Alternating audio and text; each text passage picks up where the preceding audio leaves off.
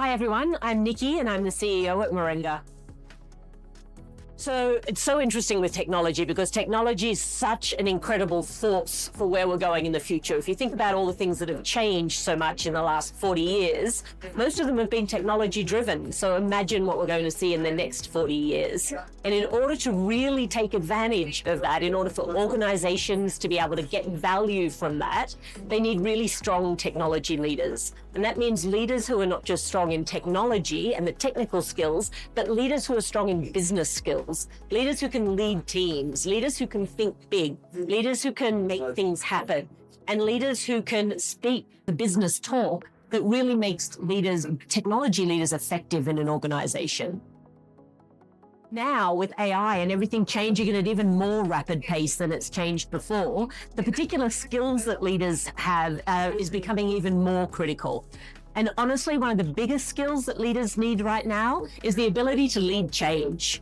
And leading change is a really important part of being to implement new technologies. And in fact, as you look at all the information that's out there around AI and which projects are successful and which projects are not successful, the key differentiator is actually in the execution and the change management of those projects, not in the technology of those projects. So being able to lead change, I think, is one of the most important things for technology leaders in the future.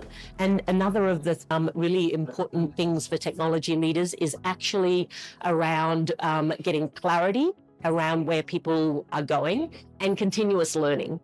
Everything is changing so fast that unless we're all staying at the forefront of what's happening, we won't be able to add value to our organizations. So I would say change management and continuous learning are two skill sets that aren't really talked about a lot with technology leaders, but are so critical to the future.